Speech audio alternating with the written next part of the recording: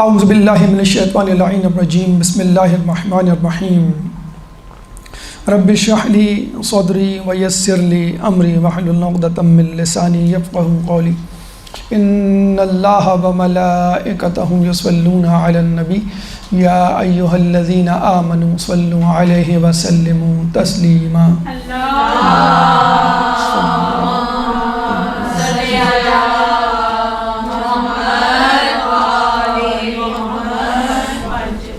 رسول اللہ کی معاشی زندگی یہ ہمارا موضوع، لیکن اس موضوع پر گفتگو کرنے سے پہلے چند اہم باتیں، چند اہم نکات مقدمات کی صورت میں اللہ تعالیٰ سورہ مبارکہ سورہ بقرہ آیت نمبر 201 چیپٹر 2 ورس نمبر 201 میں فرماتا ہے ربنا آتنا فی الدنیا حسنۃ وفی الآخرۃ حسنۃ، اے اللہ ہمیں اس دنیا میں بھی حسنات عطا فرما اور آخرت میں بھی۔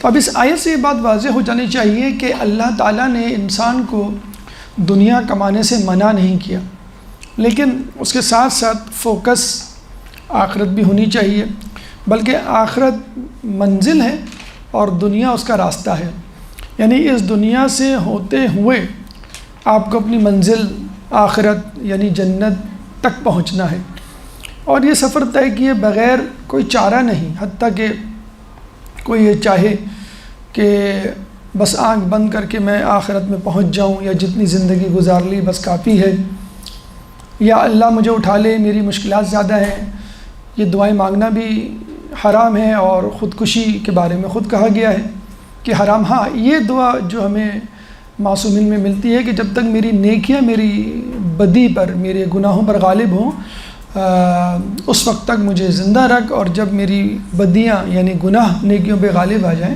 تو مجھے اٹھا لے۔ تو خودکشی کرنے کا بھی اختیار آپ کو نہیں، حرام ہے اسلام میں۔ تو آپ کو دنیا بھی حاصل کرنی ہے اور آخرت بھی حاصل کرنی ہے، اور دنیا کو بھی اللہ سے طلب کرنا ہے اور آخرت کو بھی اللہ سے طلب کرنا ہے۔ یہ جو ہم سورہ فاتحہ میں پڑھتے ہیں ایاک نعبد و ایاک نستعین، کہ ہم تجھی سے مانگتے ہیں، تیری عبادت کرتے ہیں اور تجھی سے مانگتے ہیں۔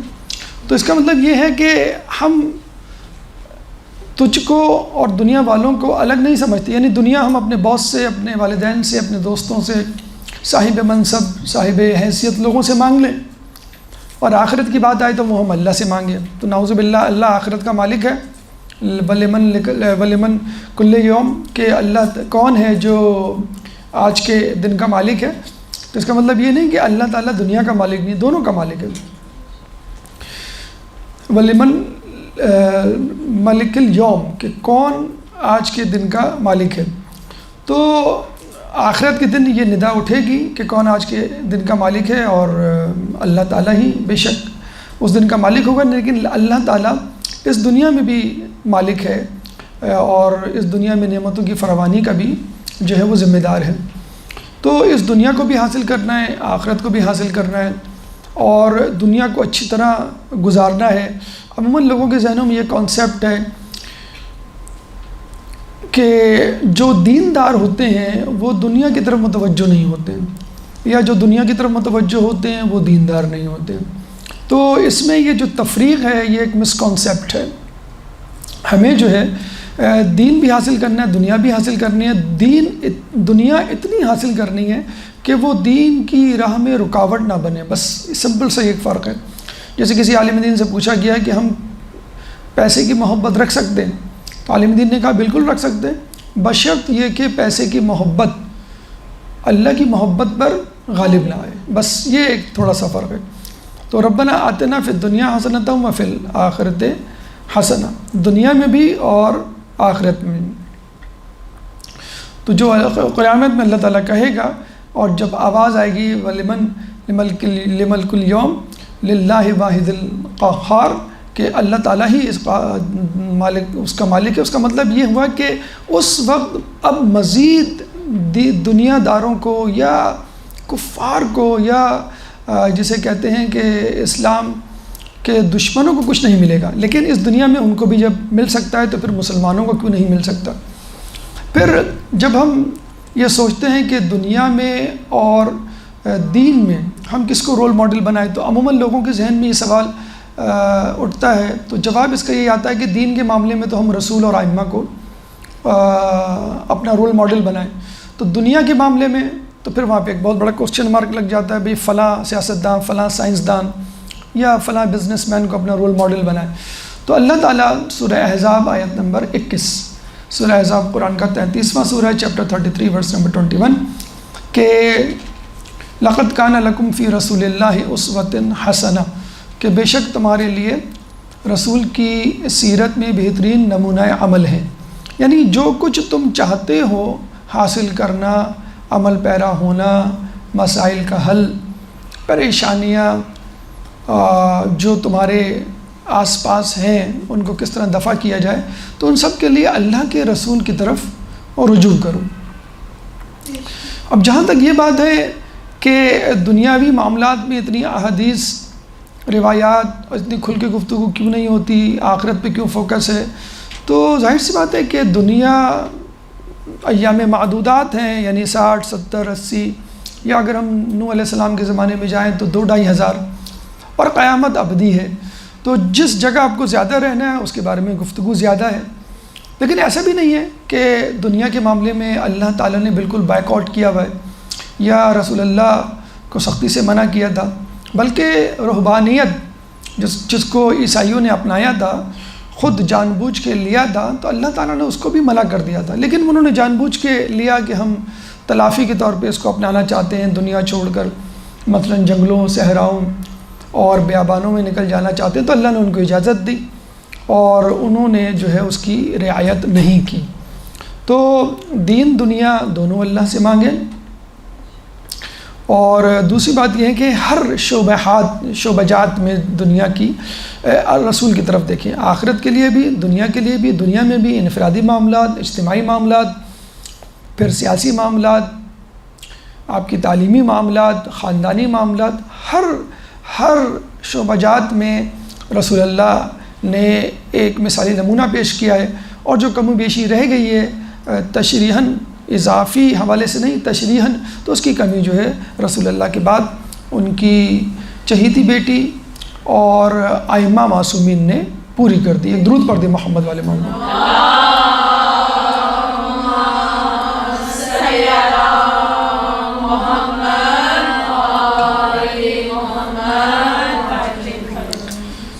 اگر ہم اہمیت کے اعتبار سے دیکھیں گفتگو کا دوسرا مرحلہ کہ اس معاش کی کیا اہمیت ہے اور معاش کے ذرائع کون سے ہیں، تو اہمیت کے حوالے سے اگر ہم بات کریں تو ایک بہت چھوٹی سی حکایت، بہت اہم حکایت موسیٰ علیہ السلام کے حوالے سے ہمیں ملتی ہے۔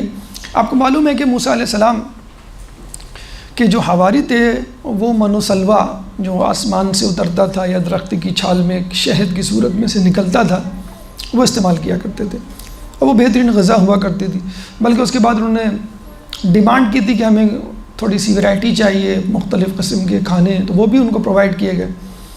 تو ان کے دل میں ایک خیال پیدا ہوا، زعم پیدا ہوا، فقر و مباحت انسان کے دل میں آئی جاتی ہے کہ میرا مقام مرتبہ دوسروں سے بلند ہے۔ تو انہوں نے موسیٰ علیہ السلام سے کہا کہ کیا ہم سے بھی کوئی بہتر قوم ہے اس دنیا میں؟ تو موسیٰ کو اللہ نے وحی کی، ان سے کہو کہ تم سے بہتر قوم وہ ہے کہ جو اپنے ہاتھوں سے کمائی کرے۔ یعنی دیکھیں، اللہ تعالیٰ کی طرف سے بھیجے ہوئے من و سلوہ تک کو اللہ تعالیٰ نے دنیا کی ہاتھوں سے کمائی ہوئی کمائی کو زیادہ ترجیح دی ہے، یعنی آدمی جو ہاتھ سے کماتا ہے وہ زیادہ بہتر ہے بنسبت اللہ تعالیٰ، یعنی جنت کا خواہاں ہی اس کو کیوں نہ بھیج دے، وہ بہتر نہیں ہے۔ بہتر کیا ہے؟ جو اپنے ہاتھ سے کمائے۔ تو جو لوگ نکمے نکھٹو ہو کے گھر میں بیٹھ جاتے ہیں اور اپنے بھائی بہن، دوست، احباب، رشتہ دار، خاندان کے افراد پر ڈپینڈنٹ ہو جاتے ہیں، اور لوگ پھر رحم کھا کے ان کو امداد دیتے ہیں، ماہانہ امداد دیتے ہیں، یا مصیبت پڑنے پہ کچھ لوگوں کو عادت پڑ جاتی ہے تو پھر وہ عمر بھر رہتی ہے۔ کرونا کرائسس کے دوران تو بہت سارے ایسے کیسز منظر عام پر آئے، کچھ لوگوں کی ہمت نہیں ہو پاتی، پہلے سے وہ سست کاہل تھے، تھوڑی سی مشکل پڑی تو وہ بالکل ہی پیچھے آ گئے اور گھر میں بیٹھ گئے. تو اللہ تعالیٰ جب اپنے دیے ہوئے رزق جو معجزاتی رزق ہے اس کے مقابلے میں اپنے ہاتھوں سے کمائی، مزدور کی کمائی، ایک ملازم پیشہ افراد کی کمائی، ایک تاجر کی کمائی کو پسند کر رہا ہے، تو دوسروں کے اوپر ڈپینڈنٹ ہونے والے افراد اللہ تعالیٰ کو کیسے پسند ہو سکتے ہیں کہ آپ خود نہیں کما رہے. مثلا جس کی ذمہ داری نہیں ہے وہ آپ کو کما کے دے رہا ہے. مثلا کچھ ایسے مرد حضرات، شوہر حضرات ہوتے ہیں جو بیوی پہ ڈپینڈنٹ ہوتے ہیں. اگر بیوی خود اپنے طور پہ شیئر کر رہی ہے ایک الگ بات ہے، کفالت کی ذمہ داری مرد پر ہے. تو اصولاً تو مردوں کو اس کا احسان ماننا چاہیے کہ بھئی بیوی جاب کر کے یا سورس آف انکم سے آپ کا کام آسان کر رہی ہے، تو اصولاً آپ کو بھی گھر کے کام کر کے اس کا کام آسان کرنا چاہیے. اگر 50-50 ہے تو گھر کے کاموں میں بھی 50-50 معاملہ ہونا چاہیے. بہرحال یہ ناپسندیدہ ہے کہ انسان بستر سے لگ کے بیٹھ جائے گھر میں، جو ہے وہ صوفے پہ ریکلائن ہو کے ٹی وی اور انٹرنیٹ کا کیڑا بن جائے اور گھر سے نہ نکلے اور کوئی کام نہ کرے.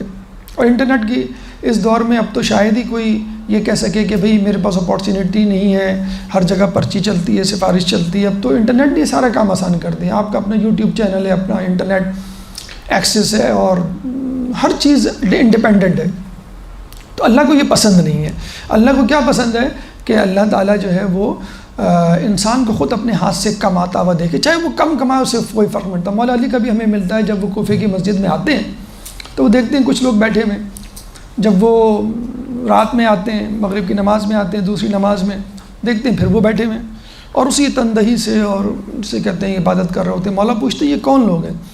تو لوگ کہتے ہیں کہ یہ وہ لوگ ہیں کہ جو بس مسجد کوفہ میں رہتے ہیں، عبادت کرتے رہتے ہیں اور کہیں نہیں جاتے. تو مولا علی کہتے ہیں ان کا کھانا، ان کی ضروریات کون پوری کرتا ہے؟ تو لوگوں نے کہا کہ ان کی ضروریات جو مسجد میں آتے جاتے لوگ ہیں وہ پوری کر دیتے ہیں. تو مولا نے کیا کہا؟ یہ نہیں کہا کہ بڑے اچھے لوگ ہیں ماشاء اللہ، اتنے مصروف ہیں کہ ان کو اپنے کھانے کمانے کا ہوش نہیں، کیا توجہ ہے، کیا اللہ کی طرف جو ہے وہ رجحان ہے. مولا نے کہا کہ ان سے بہتر کوفے کے کتے ہیں. یعنی کتا خود نہیں کماتا نا، آپ نے روٹی ڈال دی بس وہ کھا لیا.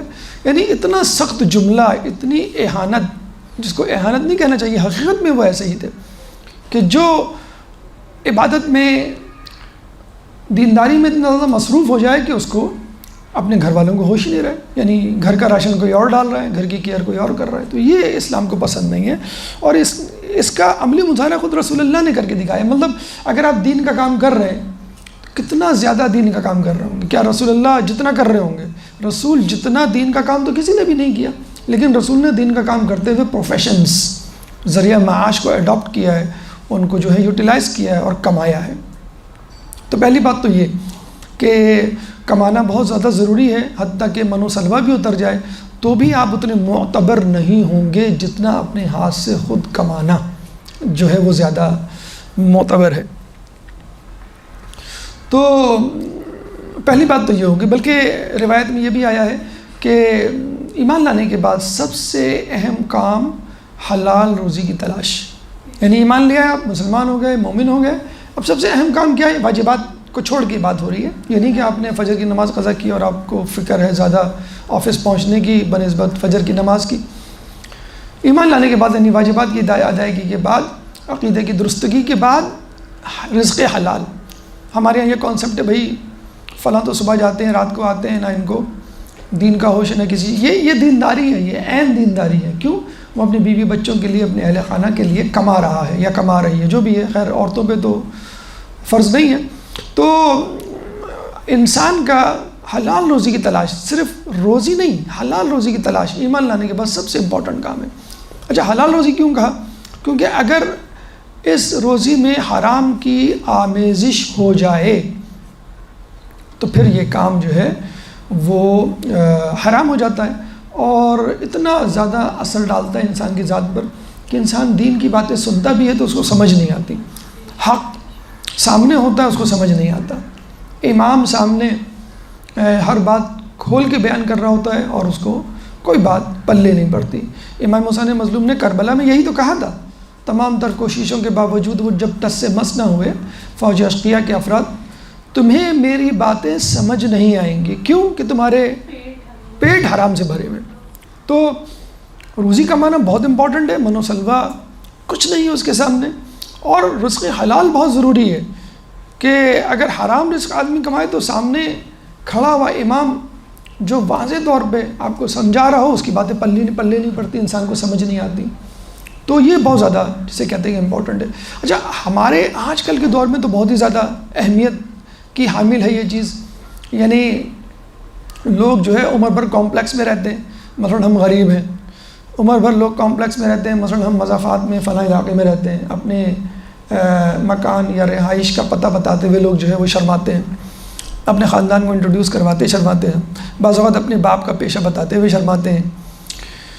شادیوں کے معاملے میں تو بہت زیادہ سینسٹیوٹی آ جاتی ہے، مطلب حتیٰ کہ یہ بھی ہوتا ہے کسی مضافات میں رہنے والے افراد جو ہے وہ کسی پوش علاقے میں کچھ دنوں کے لیے شفٹ ہوتے ہیں، یا کم از کم لڑکے والے لڑکی کو دیکھنے کے لیے آتے ہیں تو وہ اس مکان میں شفٹ ہو جاتے ہیں، مثلا اپنے کسی خوشحال بیٹے کے، کسی خوشحال رشتہ دار کے، تاکہ وہ یہ سمجھیں کہ ہم یہاں رہتے ہیں. تو اتنا زیادہ سینسٹیو ایشو ہے یہ بات، بالکل ازہر من الشمس سے، اس میں کوئی دو بات نہیں. دیکھیں، پیسے کو سب کچھ سمجھ لینا اور اس کو معیار بنا لینا شادی کا، عزت کا، رشتے ناتوں کا، وہ تو غلط ہے. لیکن پیسہ حصہ بقدر جثہ یا اسٹیٹس یا شان کے مطابق ہو تو اس میں کوئی قباحت نہیں ہے. مطلب لوگ ایک دوسری ایکسٹریم پہ چلے جاتے ہیں. ایک ایکسٹریم تو یہ ہوتی ہے آپ نے بھائی پیسوں کو سب کچھ سمجھ لیا ہے، اب وہ لڑکا جو ہے وہ حرام میں ملوث ہو، لڑکا جو ہے وہ نمازیں نہ پڑھتا ہو، لڑکا جو ہے وہ دینداری کی طرف بالکل بھی رجحان نہیں رکھتا، تو آپ نے پیسے کو دیکھ کے شادی کر لی تو یہ یقیناً غلط شادی ہوگی. لیکن آپ نے دینداری بھی دیکھی اور دنیا داری بھی دیکھی. دنیا داری اس حوالے سے کہ بھائی جیسے ہم ہیں، ہمارا اسٹیٹس ہے، اس طرح ان کا بھی اسٹیٹس ہو، کوئی اس میں مذائقہ نہیں ہے. اگر آپ اپنے اسٹیٹس کے برابر کے خاندان میں شادی کرتے ہیں، اسلام یہ نہیں کہتا کہ بھئی آپ جو ہے ماشاءاللہ جو ہے وہ امیر طبقے سے تعلق رکھتے ہیں اور بالکل آپ ایسے خاندان میں شادی کریں کہ وہ آپ کے ملازم نظر آئیں. بلکہ مرد کے لیے تو کہا بھی گیا ہے کہ اگر وہ فقط اس بات پہ فوکس رکھتا ہے کہ میری کسی امیر لڑکی سے شادی ہو جائے تو وہ ملازم بننے کے لیے تیار ہو جائے، یعنی پھر عورت جو ہے اس کو، بیوی جو ہے اس کو ملازم جیسا ٹریٹ کرے گی. ہاں، ایک جگہ پہ اس قسم کا امبیلنس ہو سکتا ہے جس کو امبیلنس نہیں کہنا چاہیے. مثلا آپ کسی خاص میدان میں آگے ہیں اور لڑکی کسی اور میدان میں آگے ہے، یعنی آپ کا پلس پوائنٹ یہ ہے کہ آپ ہائیلی ایجوکیٹڈ ہیں، ڈاکٹر ہیں، انجینئر ہیں، پی ایچ ڈی ہیں، آئی ٹی پروفیشنل ہیں، کوئی بہت اعلیٰ ڈگری آپ کے پاس ہے. لیکن چونکہ آپ کا خاندانی بیک گراؤنڈ غریب گھرانے کا تھا تو ظاہر سی بات ہے یہ آپ کا اپنا فالٹ نہیں ہے. اب آپ نے پڑھ لیا، اب انشاءاللہ اب آپ کے پاس پیسہ ہوگا. دوسری طرف لڑکی ایک امیر خاندان کی ہے لیکن وہ اتنی زیادہ پڑھی لکھی نہیں ہے، یا جسے کہتے ہیں کہ اور اتنے اس میں وہ نہیں ہے حسنات، اخلاقیات یا جیسی بھی چیزیں، تو وہ کمپنسیشن ہو سکتی ہے کہ آپ ایک شعبے میں آگے ہیں اور بیوی جو ہے وہ لڑکی جو ہے دوسرے شعبے میں آگے ہے، تو وہ ایک ایوریج ہم لے سکتے ہیں. لیکن اسلام میں بہرحال جو ٹارگٹ دیا گیا ہے وہ دینداری کا ٹارگٹ دیا گیا ہے. پہلے پرائرٹی جو ہے اب دینداری کو رکھیں، اس کے بعد باقی چیزیں یعنی اگر اس میں 19-20 ہو جائے آگے پیچھے تو کوئی نہیں. ہم نے بہت ایسے خاندان دیکھے لڑکی والوں کے حوالے سے کہ جنہوں نے ایسے لڑکوں کو چوز کیا، سلیکٹ کیا کہ جو ابھی کچھ بھی نہیں ہے. مثلا وہ میڈیکل میں ہے، وہ آئی بی اے میں ہے، وہ این ڈی میں ہے، وہ آئی ٹی پروفیشنل کسی یونیورسٹی میں ہے، فرسٹ ایئر کا اسٹوڈنٹ ہے، مثلا وہ شروع کے سالوں میں ہے، اور لیکن اس کا جو ویژن ہے، اس کی جو قابلیت ہے، اس کی جو اکیڈمک سے بہت مضبوط ہے، نظر آ جاتا ہے 5 سال بعد 10 سال بعد کہاں کھڑا ہوگا. تو ٹھیک ہے، اس میں کوئی ایسی وہ نہیں ہے قباحت کرنے میں. بہرحال معاش ایک بہت امپورٹنٹ اور سینسٹیو ایشو ہے اور ہمیشہ سے رہا ہے. یہ کبھی ایسا نہیں کہ آپ کہیں بھی 10 سال پہلے پیسے کی اہمیت نہیں تھی یا 20 سال. ہاں یہ بات ہے کہ بدستور مٹیریلزم بڑھ رہا ہے، بدستور ریاکاری، نمود و نمائش بڑھ رہی ہے، لیکن پیسے کی اہمیت بہرحال اپنی جگہ رہی ہے. تو حلال روزی ہو، روزی اپنے ہاتھ سے آدمی کمائے، یعنی کسی پہ ڈپینڈنٹ نہ ہو. ہم نے بہت سے گھرانوں کے لڑکوں کو دیکھا ہے جو بگ شاٹس، رچ بڑی بڑی کمپنیوں کے مالک کے فرزند لڑکے ہیں، لیکن وہ کہتے ہیں کہ نہیں، میں اپنی باپ کی کمائی پر عیاشی نہیں کرنا چاہتا، میں خود اپنے ہاتھ سے کمانا چاہتا ہوں. ایسے بھی خوددار لڑکوں کو ہم نے دیکھا ہے. بہرحال سید رضی کے بارے میں کبھی پڑھیں تو انشاءاللہ آپ کو معلوم ہوگا کہ وہ اتنے خوددار تھے کہ لوگ ان کو تحفے دیا کرتے تھے تو وہ کہا کرتے تھے تحفہ تو میں نے کبھی اپنے باپ کا نہیں لیا تو میں آپ کو کیا لوں گا. اتنے خوددار تھے. اپنے ہاتھ سے کمانا، چاہے فقر و فاقہ ہو، لیکن اپنے بلبوتے پہ. اس کی بھی اپنے انشاءاللہ کبھی تفصیل ہے آپ کو بتلائیں گے.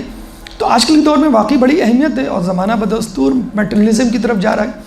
تو ایک سمپل سا اعتدال پسندی پر مبنی ایک کلیہ سمجھ لیجئے، بہت آسانی سے سمجھنے آنے والا، لڑکیوں سے زیادہ یہ لڑکوں کو سمجھانے والا ہے، اور دینداروں کے لیے بہت امپورٹنٹ ہے یہ کلیہ جو میں بیان کرنے جا رہا ہوں. وہ یہ، آپ کے ہاتھ میں اتنا پیسہ ہو کہ آپ غربت کی وجہ سے اپنا دین نہ بیچ ڈالیں. یہ بہت امپورٹنٹ ہے. آج کل یہ ہوتا ہے، اسپیشلی علماء، اسپیشلی دیندار لوگ، ہم دیکھتے ہیں کہ دین میں اتنا پڑ جاتے ہیں کہ دنیا چھوڑ جاتے ہیں. کوئی اپارچونیٹی ملتی ہے تو اس کو ریجیکٹ کر جاتے ہیں کہ نہیں بھائی میں بڑا مصروف ہوں، میں یہ نہیں کر سکتا. تو پھر کیا ہوتا ہے، وہ مجبوری، لاچاری، مفلسی، غربت میں زندگی گزارتے ہیں. اور پھر ایک فرسٹریشن کی کیفیت آتی ہے. شادی جب ہوتی ہے اس وقت ایک فرسٹریشن پیدا ہوتی ہے. شادی کے بعد جب اخراجات بڑھتے ہیں اس وقت ایک فرسٹریشن ہوتی ہے.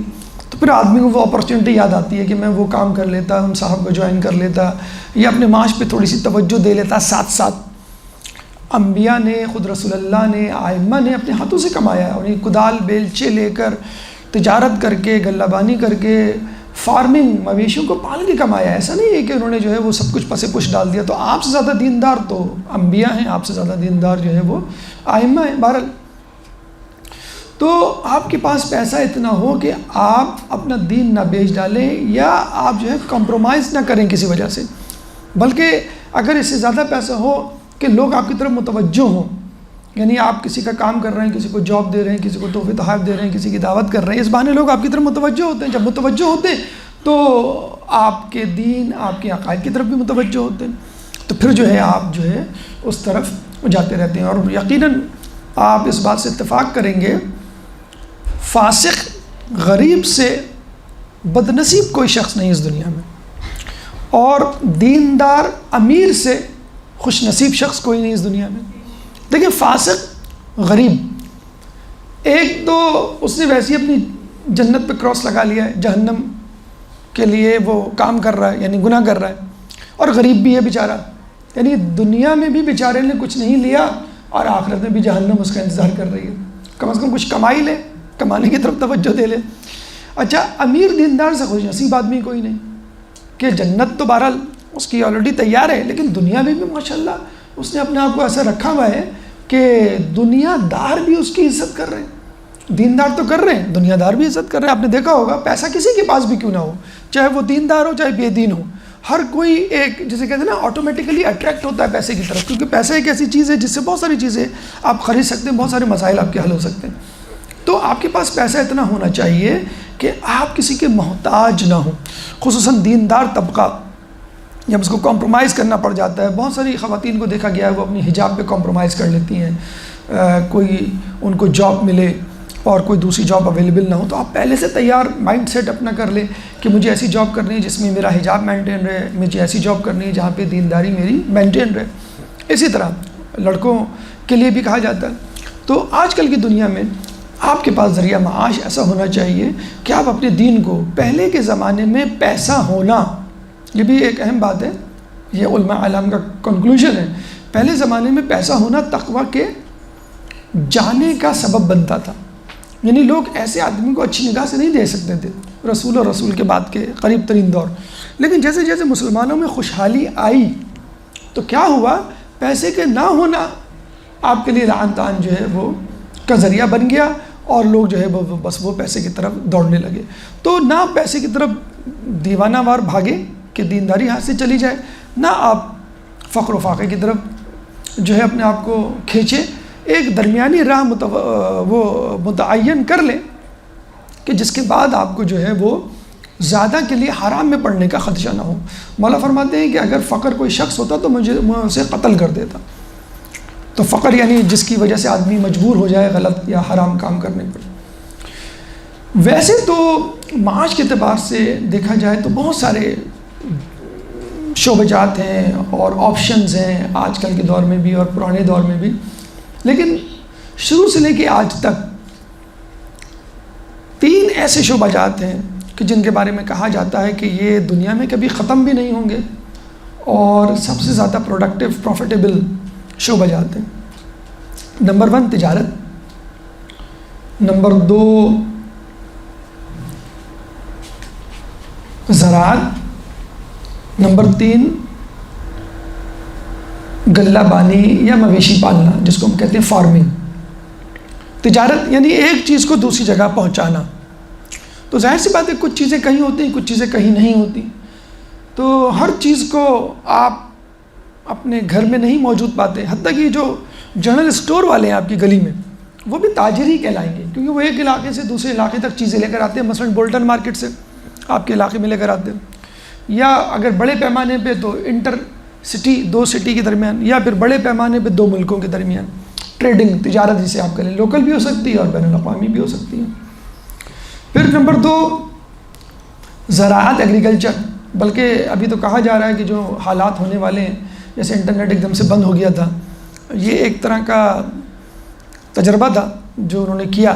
6 گھنٹے واٹس ایپ یا انٹرنیٹ جو بند ہوا، تو ہو سکتا ہے ان فیوچر کیونکہ انٹرنیٹ ان کے ہاتھ میں وہ ایک دم سے فریز کر دیں اور پوری دنیا کو مفلوج کر دیں، یا اس کے ذریعے سے ویسے حالات پیدا کریں کہ لوگ جو تباہی کے دہانے پر پہنچ جائیں. فیول مسلسل بڑھتا جا رہا ہے، کم نہیں ہو رہا.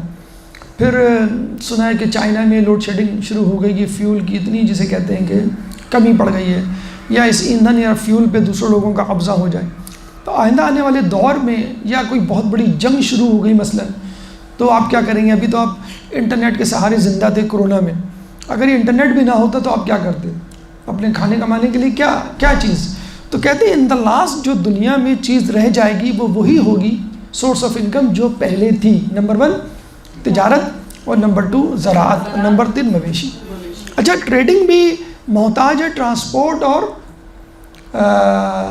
کسی سواری کی، ایروپلین مثلا، تو اس پہ بھی بہت زیادہ آپ کا قبضہ نہیں ہوتا ہے. جو آخری چیز آ کے بچتی ہے وہ ہے زراعت اور مویشی، یعنی ایگریکلچر، جو ہمیں جس کی الف بے بھی نہیں معلوم کراچی یا لاہور یا پنڈی اسلام آباد یا شہر میں رہنے والوں کو.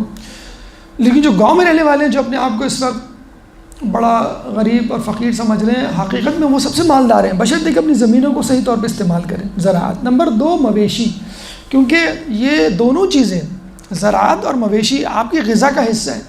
اور دیکھا جائے انسان 2 چیزوں پہ زندہ ہے، غذا اور پانی. پانی سمندر نہر کی صورت میں بہرحال اللہ نے اتنا دیا ہے کہ آپ تھوڑی سی محنت کر کے اس کو حاصل کر سکتے ہیں، اور فری ہے. لیکن غذا فری نہیں ہوتی. غذا کو اگایا جاتا ہے اناج کو مثلا، اور پھر اس کو گھر میں لایا جاتا ہے، پھر پکانے کے قابل بنایا جاتا ہے. تو اس کی تو آپ کو ہمیشہ ضرورت پڑے گی، کیونکہ یہ زندہ رہنے کی ضرورت ہے. یعنی لباس بھی آپ ایک لباس میں چلا لیں پورا سال، لیکن کھانا تو آپ کو 3 وقت چاہیے، کم از کم 2 وقت چاہیے.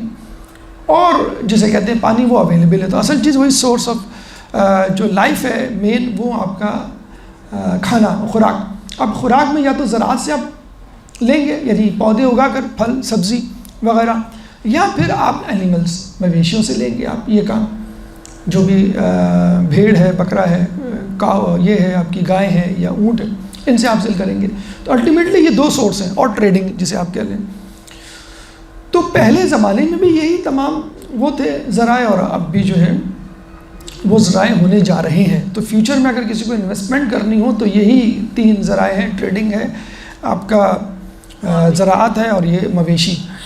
ڈیجیٹل مارکیٹنگ کے حوالے سے بہرحال ٹریڈنگ اس وقت جو ہے وہ آسمانوں سے باتیں کر رہی ہے. انٹرنیٹ، گوگل، یوٹیوب پہ بچے 10 سال 15 سال کے لاکھ سے زیادہ کما رہے ہیں ڈیجیٹل مارکیٹنگ سے. تو یہ خواتین کے لیے بھی ایک سورس آف انکم اس وقت آ گیا ہے، جو یہ سمجھ رہی ہیں کہ ہم مردوں کی طرح باہر نہیں جا سکتے. تو اب وہ معاملہ بھی ختم ہو گیا ہے، مرد بھی گھر بیٹھ کے کما رہے ہیں، آپ بھی گھر بیٹھ کے کما سکتے ہیں. بہرحال اب ہم چلتے ہیں آگے کہ اس رسول کے زمانے میں بھی یہی چیزیں تھیں. تجارت تھی جو رسول نے کی، غلہ بانی یہ بھی رسول نے کی، مویشی پالنا یہ دونوں ایک ہی چیزیں ہیں تقریباً. غلہ بانی جس کے پاس مویشی ہوں گے وہ اس کو لے کے نکلے گا اور کھلائے پلائے گا. لیکن آج کل کے دور میں لے کے نکلنے کا جو ہے وہ نہیں ہے ماحول کہ آپ دوسری جگہ جا کے کھلائے پلائیں. وہ فیڈر یا چیز جو ہے کھانے پینے کی وہ آپ کے فارم میں آ سکتی ہے. تو اس کو اب ایک جملے میں کہہ سکتے ہیں فارمنگ. مویشی پالنا اور غلہ بانی دونوں کو ملا کے آپ فارمنگ کہہ سکتے ہیں. تو ٹریڈنگ، فارمنگ، اور تیسری چیز جو ہے وہ زراعت.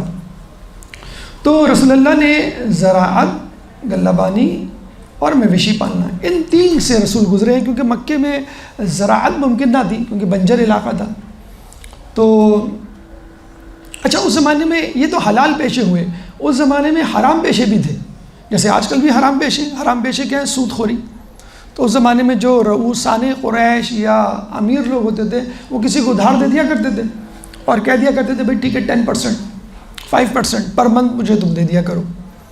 تو وہ سود کے طور پہ لے لیا کرتے تھے، جس کو اسلام نے جو ہے وہ حرام قرار دیا، جس کی وجہ سے جو ہے وہ ٹریڈنگ یا تجارت رک جاتی ہے اور امیر ہمیشہ امیر رہتا ہے، غریب ہمیشہ غریب رہتا ہے.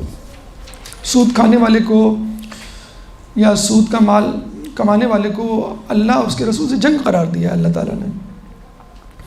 پھر جو ہے وہ حرام کاموں میں لوٹ مار چوری چکاری بہت عام تھی اس زمانے میں. جو طاقتور قبیلہ ہوتا تھا، لڑنے بھڑنے والے لوگ ان کے پاس ہوتے تھے، وہ راستوں میں بیٹھ جایا کرتے تھے، تجارتی قافلے گزرتے تھے تو وہ ان پہ جو ہے وہ حملہ کر کے سارا مال لوٹ لیا کرتے تھے. یا حج پہ جو لوگ آتے تھے، آپ نے سنا ہوگا بنو امیہ کے بہت سارے ایسے گماشتے لٹیرے موجود ہوتے تھے جو حجاج کو لوٹا کرتے تھے. یہ بھی ایک وہ تھا جو بعد میں اتنا پھلا پھولا کہ لوگوں نے علاقوں پر قبضہ کیا. اب وہی علاقے جوڑ کر انہوں نے ملک بنا لیے، اور جو ہے عرب ممالک میں زیادہ تر جگہوں پہ یہی معاملہ ہے کہ وہ لوگ جو کسی زمانے میں لوٹ مار کیا کرتے ہیں، آج وہ لوگ عوام الناس پر حکومت کر رہے ہیں. اور کچھ لوگ حکومت میں آ کے لوٹ مار شروع کر دیتے ہیں، جیسے پاکستان جیسے ملکوں میں ہوتا ہے. سیاستدان بننے کے بعد جو ہے ان کو کرپشن کی عادت ہو جاتی ہے، بلکہ خود سیاست ایک ان کے لیے انڈسٹری ہوتی ہے کمانے کی. تو اب یہ دونوں آپشن تھے. ظاہر سی بات ہے جو طاقتور تھا، جو فطرتاً خبیث تھا، اس نے سود خوری اور لوٹ مار کو اپنا جو ہے وہ ٹارگٹ بنایا. جو شریف النفس لوگ تھے، غریب کمزور لوگ تھے، انہوں نے جو ہے وہ غلہ بانی، زراعت یا تجارت کو جو ہے وہ اپنا مشغلہ بنایا. اب آئیے ہم رسول کی معاش کی طرف چلتے ہیں کہ رسول اللہ نے ٹھیک ہے بحیثیت نبی تو کام کیا، اور ایسا کام کیا کسی نبی نے نہیں کیا، اور بہت مصروف رہے. لوگ یہ سمجھتے ان کی نبوت کے کار خیر کے حوالے سے کہ شاید وہ صرف نبی تھے اور بشر کی حیثیت میں جو ضروریات زندگی یا عام آدمی کی حیثیت میں جو ذمہ داریاں ان پر عائد ہوتی تھیں ان کو وہ انجام نہیں دیا کرتے تھے. حالانکہ یہ بالکل غلط کانسیپٹ ہے. رسول اللہ اسی طرح کماتے اور کھاتے اور اہل خانہ کا خیال رکھتے تھے جس طرح دوسرے لوگ. ہاں وہ الگ بات ہے، ان کا ٹارگٹ یہ نہیں تھا، ان کا ٹارگٹ دین کو پھیلانا تھا. تو انہوں نے حیثیت سے زیادہ، ضرورت سے زیادہ رکھا بھی نہیں، بلکہ جو تھا وہ بھی دے دیا، جس کو ہم کہتے ہیں ایثار، کہ اپنے حصے کا بھی لوگوں کو دے دیا. اور ائمہ کی زندگیوں میں بھی ہمیں ملتا ہے. تو رسول کی معاشی زندگی میں جو سب سے پہلے اہم چیز ہے وہ ہم اس کو لیتے ہیں برکت. دیکھیے، نیک آدمی کا کمانا الگ ہے اور ایک بدکار فاسق کا الگ بات ہے. آپ کسی بھی ایسے بزنس مین کے ساتھ رہیں یا ایسے شخص کے ساتھ جو کما رہا ہو لیکن وہ نیک ہو، تو اس کی کمائی کی برکت، کمائی کے اثرات کچھ اور ہوں گے. اور ایک شخص ہے جو کرپٹ ہے، وہ بھی کما رہا ہے، تو اس کے اثرات الگ ہوں گے. رسول اللہ کی کمائی برکت کی کمائی تھی. بلکہ ہم دیکھیں رسول اللہ کا وجود خود ایک برکت تھا، اور اس کے آثار رسول اللہ کی پیدائش سے پہلے اور پیدائش کے فوراً بعد نمودار ہوئے. پیدائش سے پہلے ہم دیکھتے ہیں ساوا نام کی ایک جھیل تھی کاشان ایران میں، جس کی پوجا کی جاتی تھی. تو رسول کی ولادت سے پہلے یا قریب وہ جھیل خشک ہو گئی. اسی طرح سماوا نام کا ایک علاقہ تھا، ایک وادی تھی کہ جو بنجر علاقہ تھا. رسول کی ولادت کے وقت وہ بنجر زمین جو ہے وہ خوشحال ہو گئی.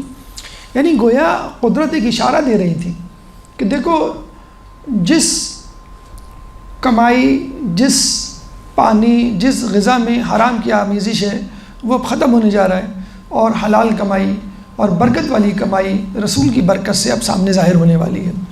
یعنی پہلے تو حلال اور حرام کا کانسیپٹ نہیں تھا لوگوں میں، کیا حلال کیا حرام، بس جو مل جائے وہ آپ لے لیں. تو رسول نے آ کے بتایا یعنی رسول کا وجود، رسول کی ولادت بتلا رہی ہے کہ دیکھو رسول جب آئے گا تو فقط آخرت کی برکات لے کے نہیں آئے گا، رسول جب آئے گا تو دنیا کی برکت بھی لے کر آئے گا، کیونکہ وہ ابھی آیا نہیں ہے، ابھی فقط پیدا ہوا ہے، ابھی فقط بچپن گزار رہا ہے اور برکتیں ظاہر ہونا شروع ہو گئی۔ تو جب وہ بڑا ہو کر تم لوگوں کو دین کی باتیں بتائے گا، حلال حرام کا فرق بتائے گا، حلال روزی کمانے کے طریقے سکھائے گا اور تم اس پہ عمل کرو گے تو کتنی برکتیں ہوں گی۔ فقط وجود آنا، آپ نے دیکھا ہوگا مجتہدین ہیں، علماء عالم ہیں، دیندار لوگ ہیں، ان کا کمرے میں آپ کے سامنے موجود ہونا ایک برکت ہوتی ہے، اور آپ سہم سے جاتے ہیں، ان کی ہیبت ایک ایسی ہوتی ہے۔ ایک فاسق و فاجر اگر ہو آپ کے سامنے، اس کی نحوست ایک اپنی جگہ ہوتی ہے۔ تو رسول کی ولادت کی بات پھر ہم دیکھتے ہیں کہ رسول ابھی پیدا ہوئے لیکن بیچارے یتیم تھے، جناب عبداللہ کا پہلے انتقال ہو گیا اور والدہ کا بھی چند سال بعد۔ بہرحال والدہ بیچارے بچے کو لے کے بیٹھی ہوئی ہیں، ان کا دودھ خشک ہو گیا، دودھ پلانے کے لیے لوگ عموماً عرب کی بدو عورتوں کو لوگ ہائر کرتے تھے، کچھ پیسے دیا کرتے تھے، اور ایک بہانہ یہ بھی ہوتا تھا، ایک وجہ کہ وہ بدو لوگوں سے لینگویج سیکھا کرتے تھے، عربی زبان، فصاحت و بلاغت۔ جو بدوانز ہوتے ہیں نا وہ بہت اچھی بولتے ہیں، بہت زیادہ، جیسے ہمارے یہاں پڑھا لکھا طبقہ اردو کی ٹانگ توڑتا ہوا نظر آتا ہے، اور جو بیچارے پرانے لوگ ہیں وہ زیادہ اچھی فصیح اردو بولتے ہیں۔ تو اس زمانے میں جو فصاحت و بلاغت، ابھی بھی جو بدوانز ہوتے ہیں نا، اعرابی جن کو کہا جاتا ہے، وہ اچھی اردو عربی بولتے تھے۔ تو دو ٹارگیٹس تھے، ایک تو بچے کو دودھ پلانا، نمبر دو اس کی پرورش ایسے ماحول میں فصاحت و بلاغت میں اضافہ ہو۔ اچھا، اتفاق کی بات یہ ہے بی بی حلیمہ سعدیہ کا تعلق حوازن نامی قبیلے سے تھا جو فصاحت و بلاغت میں سب سے آگے تھا، لیکن پھر بھی ہم آپ کو یہ کہیں گے کہ رسول اللہ کی فصاحت و بلاغت حوازن قبیلے کی وجہ سے نہیں تھی، یہ تو الہی عطیہ تھی۔ لوگ کہا کرتے تھے آپ قریش کے قبیلے سے ہیں، لیکن فصاحت و بلاغت میں ہم سے کہیں آگے، ہم ایسا بول ہی نہیں سکتے جیسے آپ بولتے ہیں۔ تو یہ الہی کلمات، الہی لہجہ تھا جو اللہ نے ان کو دیا تھا۔ اب یہ آتی ہیں بی بی حلیمہ، تو ان کی سواری بیچاری بہت لاغر تھی، کمزور تھی، بہت سلو چل رہی تھی۔ باقی لوگ تو پہنچ گئے کہاں؟ مکے، اور انہوں نے متمول گھرانوں کی خواتین کے بچے اٹھا لیے، جیسے ہم ٹیوشن تلاش کرتے ہیں کوئی ہائی فائی فیملی کا کہ اچھے پیسے ملیں، جاب اچھی جگہ ملے، اٹھا لیے۔ اب یہ بیچارہ، یہ غریب تو نہیں تھے، بہرحال ان کو آپ رسول اللہ کی فیملی کو مڈل کلاس کہہ سکتے ہیں، غریب نہیں تھے، نہ امیر تھے اس زمانے کے۔ ہاں، رئیس اور سردار ہونا ایک الگ بات ہے، یہ بھی ایک موضوع ہے جس میں مولا علی فخر کیا کرتے تھے کہ میرا باپ غریب تھا لیکن سردار تھا۔ ایسے سردار آپ کو دنیا میں نہیں ملیں گے کہ جن کے گھروں میں کھانے کو نہ ہو اور جو ہے وہ سرداری کرو، جیسے ہمارے رسول اور آئمہ۔ تو اب یہ پہنچی تو کوئی بھی نہیں تھا، تو بس یہ بچہ تھا، انہوں نے لے لیا۔ کچھ لوگ کہتے ہیں کہ انہوں نے کوئی منہ نہیں بنایا، ناراضگی کا اظہار نہیں کیا کہ مجھے نہیں ملا، اور کچھ لوگ کہتے ہیں کہ ان کے پاس آپشن نہیں تھا۔ بہرحال جب انہوں نے لے لیا، لیتے ہی رسول اللہ کی موجودگی، وجود کی برکات ظاہر ہوئی، ان کی سواری تیز تیز چلنے لگی، جو کمزور تھی اس میں طاقت آ گئی، سب سے آگے بڑھ گئی اور سب سے پہلے پہنچ گئی اپنے علاقے حوازن میں۔ نمبر دو، مویشی جتنے بھی تھے ان کے دودھ، ان کی افزائش، ان کی کثرت زیادہ ہونے لگی۔ خود بی بی حلیمہ کے اندر ایک طاقت سی ان کو محسوس ہونے لگی۔ 2 سال کے اندر ان کا قبیلہ، یوں سمجھ لیجئے جیسے ترقی یافتہ ممالک آج کل کے دور میں، اس زمانے میں وہ ترقی یافتہ قبیلہ بن گیا۔ اب یہ آئیں 2 سال بعد، کمپلیٹ ہو گئے تھے 2 سال، اور کہا بی بی آمنہ کو کہ آپ مجھے چند سال اور کے لیے دے دیں مجھے، یعنی پہلے اسے میری ضرورت تھی، اب مجھے اس کی ضرورت ہے۔ اچھا، اتفاقاً یہ نہیں کہ کسی اور وجہ سے آپ کہیں کہ شاید بی بی آمنہ کو نعوذ باللہ محبت نہیں تھی، اس زمانے میں وبا پھیلی ہوئی تھی مکے میں، تو بی بی آمنہ نے سوچا کہ یہ نہ ہو میرا بچہ اس وبا کا شکار ہو جائے۔ انہوں نے کہا ٹھیک ہے، تم کچھ عرصے کے لیے لے جاؤ، تو وہ تقریباً 6 سال تک کے لیے لے گئی۔ پھر وہ لے کر آئیں تو کچھ عرصے بعد بی بی آمنہ کا انتقال ہو گیا۔ تو آپ نے دیکھا رسول اللہ کی وجود کی برکت، ابھی انہوں نے حلال حرام بتانا نہیں شروع کیا، ابھی انہوں نے کمانا نہیں شروع کیا، بتانا نہیں شروع کیا ایسے کماتے ہیں، لیکن وجود کافی ہے۔ جب بھی کہتے ہیں کہ جب تم کام کرو تو اس کام میں خدا کی ملازمت بھی کرو۔ یہ ایک بہت اچھا واقعہ بھی ہے، ابھی ریسنٹلی میں نے کہیں پڑھا، بلکہ دیکھا سنا ویڈیو کی فارم میں، تو ابھی میں انشاءاللہ آخر میں اس کو بھی آپ کے گوش گزار کروں گا کہ جب ملازمت کرو کسی بندے کی، ظاہر سی بات آپ کا باس ایک انسان ہوگا، تو اس کے ساتھ ساتھ اللہ کی بھی ملازمت کرو تو تمہاری ملازمت میں برکت ہوگی. کیسے؟ انشاءاللہ اس کا تذکرہ آخر میں آئے گا. تو بی بی اس شخص کا وجود جو ہے نیک آدمی کا وہ کافی ہوتا ہے، اس کی شخصیت سے ایسے کام صادر ہوتے ہیں کہ لوگ اس سے برکات سمیٹتے ہیں. تو رسول کا وجود بچپن سے، ولادت سے، معاشی طور پہ ہم بات کر رہے ہیں، ابھی ہم دینی حوالے سے نہیں بات کر رہے، معاشی طور پہ جانوروں کی پرورش، ان کا دودھ زیادہ ہونا، خوشحالی آنا، سرسبز و شادابی جسے کہتے ہیں وہ پیدا ہونا. رسول اللہ کے آنے پر جو ہے سماوان نامی آبادی جو ہے سرسبز ہو گئی تھی. خضر علیہ السلام کے بارے میں کہتے ہیں جہاں وہ بیٹھتے تھے وہ جگہ اخضر ہو جاتی تھی، ہری ہو جاتی تھی، اس لیے ان کا نام خضر پڑا. تو یہ رسول اللہ کی برکات تھی. یعنی وجود دیندار شخص، ایک دیندار شخص کا وجود کافی ہے آپ کے کاروبار میں برکت ڈالنے کے لیے. محنت کرنا بھی ایک الگ بات ہے. اب آئیے رسول کے خاندان کی طرف کہ رسول کا خاندان معاشی اعتبار سے کیسا تھا، اسٹیٹس وائز کیسا تھا. تو ہم نے بتایا آپ کو، نہ وہ امیر تھے نہ غریب تھے، مڈل کلاس آپ سمجھ لیجیے. ہاں سردار ضرور تھے. سردار کیوں تھے؟ لوگوں کی مدد کرنا، لوگوں کی داد رسی کرنا، لوگوں کی محتاجی کو دور کرنا، کوئی مشکل میں ہو تو اس کو نکالنا، کوئی پریشانی میں ہوتا، کوئی کسی کا مال کھا جاتا تو یہ آتے تھے رسول کے پاس، یہ آتے تھے جناب عبداللہ کے پاس، یہ آتے تھے عبد المطلب کے پاس، ابو طالب کے پاس، یعنی جو آپ کے آبا و اجداد تھے ان کے پاس، یا رسول اللہ کے پاس کہ بھائی اس نے میرا مال کھا لیا. عبداللہ بھائی میں کوئی ہیڈ آف دا اسٹیٹ نہیں ہوں، نہ میں کوئی امیر آدمی ہوں، لیکن لوگ آتے تھے اور ان کا روب اور ہیبت ایسی ہوتی تھی کہ مال کھانے والا ابو الجہل جیسا ظالم اور امیر ترین شخص رسول اللہ کے سامنے وہ بھیگی بلی بن جایا کرتا تھا. ویسے وہ بڑا شیر بندہ تھا، لیکن رسول کسی کے پاس کسی کو لے کر آتے، بھائی تم نے اس کا مال کھایا تو وہ خاموشی سے دے دیا کرتا تھا. اتنی ہیبت. اسی طرح ابو طالب، جناب ہاشم، ہر کسی کے بارے میں ملتا ہے کہ یہ ایسے لوگ تھے، ایسی ہستی تھی، ایسا خاندان تھا کہ یہ فقیری میں سرداری کیا کرتا تھا. تو مڈل کلاس لوگ تھے. اسپیسیفکلی اگر ہم رسول اللہ کی بات کریں تو ولادت سے پہلے باپ کا انتقال، ولادت کے بعد 6 سال بعد والدہ کا انتقال، پھر حضرت ابو طالب، عبد المطلب 2 سال بعد ان کا بھی انتقال. تو 8 سال میں جناب ابو طالب. اچھا ابو طالب کے بارے میں خود مولا علی کہہ رہے ہیں کہ وہ فقیر تھے لیکن سردار تھے. تو آپ اندازہ لگا لیجئے کہ اپنے بیٹوں کی پرورش، پھر رسول اللہ کی پرورش کتنا مشکل کام ہوگا. تو بہرحال اسپیسیفکلی رسول نے، ویسے تو مڈل کلاس فیملی تھی، اسپیسیفکلی رسول نے مشکل وقت دیکھا، کرنچ جسے کہتے ہیں، ریسیشن، پریشانی، غربت کا جو ہے وہ ماحول دیکھا ہے.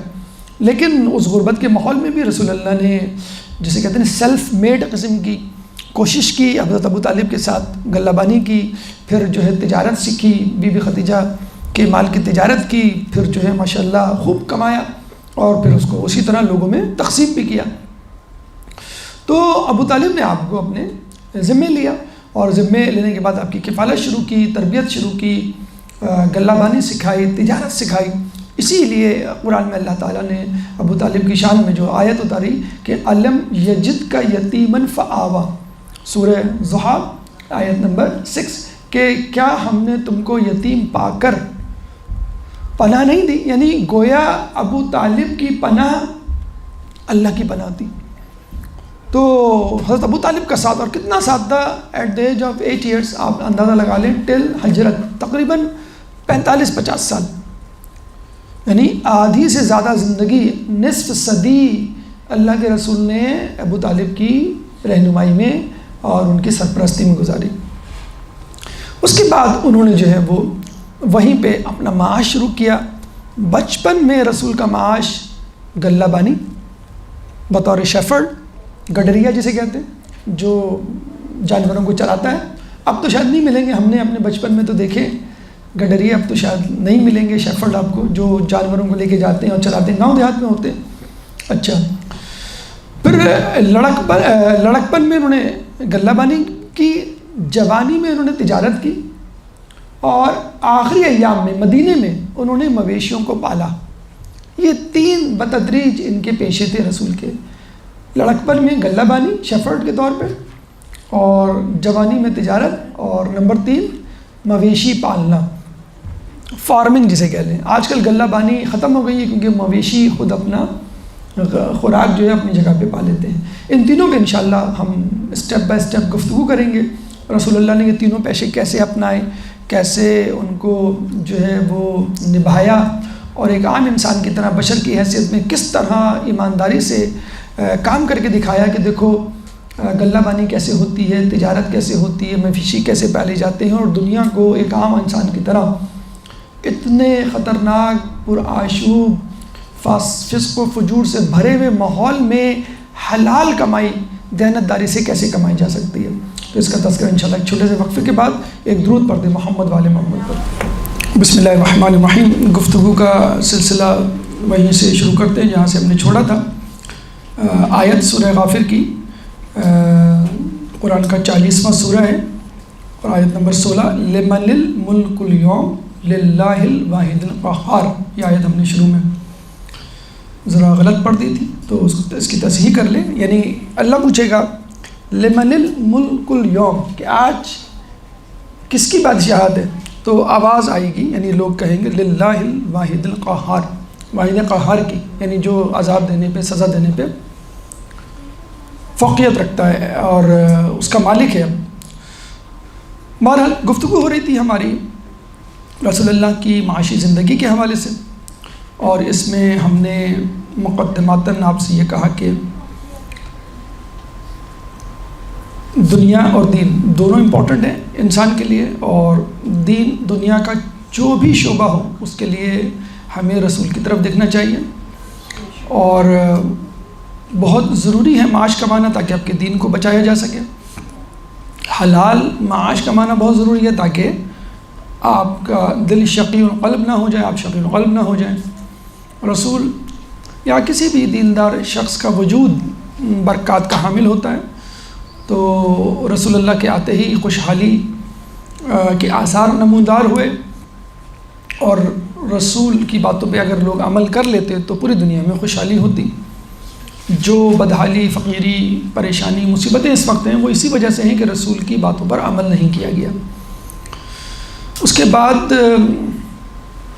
رسول اللہ کے خاندانی پس منظر کے حوالے سے ہم نے کہا کہ رسول کا خاندان ایک مڈل کلاس تھا، نہ غریب نہ امیر، لیکن سردار ضرور تھا۔ پریشان حال لوگوں کی احتیاج جو ہے دور کرنا اور کسی کو مصیبت سے نکالنا ان کی اولین کوشش ہوا کرتی تھی، زندگی کا ہدف ہوا کرتا تھا، اور بلا شبہ آپ کا خاندان نبوت کا جو ہے وہ ہدف تھا اور قابل تھا اللہ کے نزدیک۔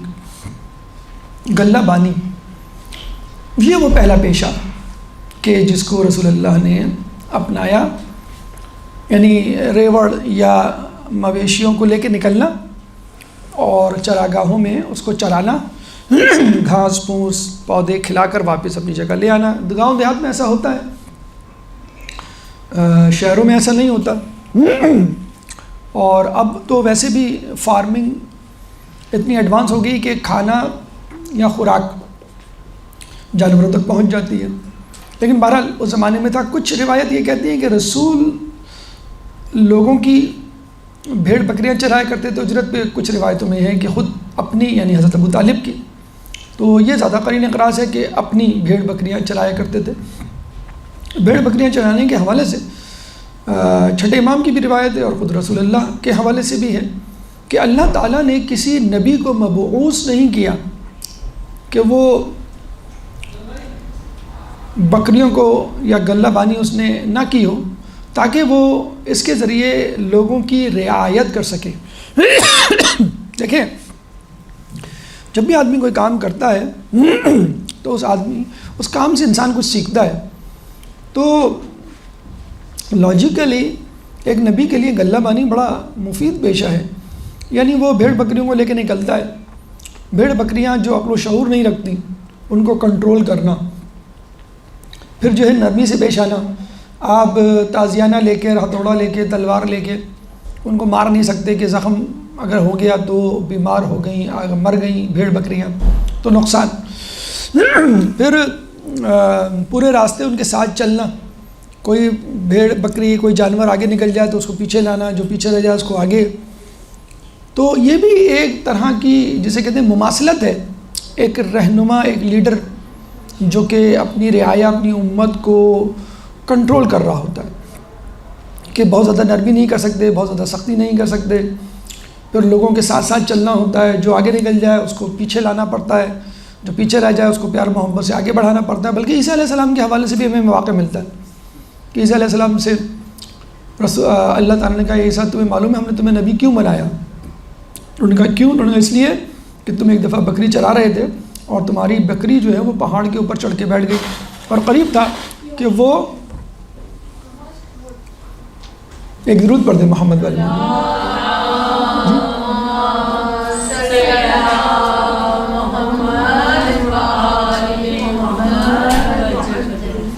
اسپارک ہوا ہے، ادھر آ جائیں، ادھر آ جائیں، ادھر آ جائیں۔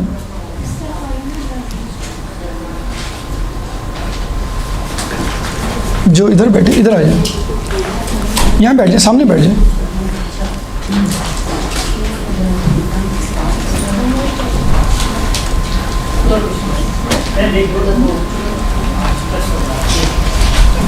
آگ نکلی تھی کیا؟ ہاں بس دیکھ کے رہیے۔ وہ کیا کہہ رہے ہیں؟ اسی سے نکلی کہاں؟ ٹھیک ہے ٹھیک ہے، درود پڑھ دیں محمد۔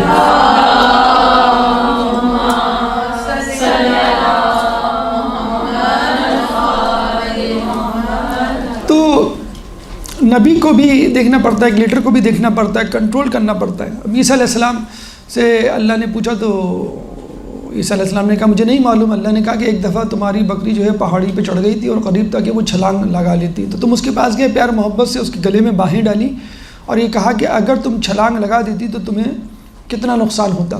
تم نے کوئی غصہ نہیں کیا، تم نے جو ہے اس کو مارا نہیں، تو یہ ہمیں ادا پسند آئی۔ اچھا اس کا مطلب یہ نہیں کہ عیسیٰ علیہ السلام کو اس کے بعد نبوت دی گئی، نبی تو تھے وہ بائی برتھ، ہمارے نزدیک عقیدے کے مطابق بائی برتھ ہوتا ہے، لیکن اللہ تعالیٰ ظاہر سی بات ہے نبیوں کو منتخب ہی اس لیے کرتا ہے کہ اس کو معلوم ہوتا ہے کہ یہ نبی آگے چل کے اتنا ہمدرد و شفیق ہوگا، یہ لوگوں کو بتانے کے لیے۔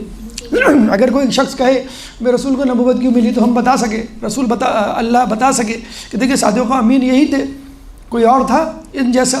یا عیسیٰ علیہ السلام کے بارے میں اگر کوئی چیلنج کرے عیسیٰ علیہ السلام کو نبوت کیوں دی، مجھے کیوں نہیں دی، تو یہ خصائص، یہ فضائل نبوت کے اعلان سے پہلے نبی میں ظاہر ہو چکے ہوتے ہیں۔ تو غلہ بانی بہرحال ایک ایسا شعبہ ہے جو انسان کو سخت، جفاکش، صابر اور محنت کش بناتا ہے اور محبت بھی پیدا کرتا ہے، جن کو آپ سکھانے جا رہے ہوتے ہیں۔ یہ ہو گئی اہمیت۔ رسول اللہ جو ہے وہ غلہ بانی کیا کرتے تھے اور کبھی اکیلے ہوتے تھے، کبھی ساتھ ہوتے تھے۔ ایک واقعہ عمار یاسر کا ہمیں ملتا ہے کہ عمار یاسر نبوت کے اعلان سے پہلے عمار یاسر نے اور انہوں نے یہ فیصلہ کیا بھئی ہم فلاں مقام پر جا کر کل صبح فلاں وقت اپنے جانوروں کو چرائیں گے کیونکہ وہ جگہ بڑی اچھی ہے۔ تو رسول اللہ جو ہے پہنچ گئے وقت پر، معین وقت پر، معین جگہ پر، لیکن عمار یاسر نہیں آئے۔ کافی دیر گزر گئی۔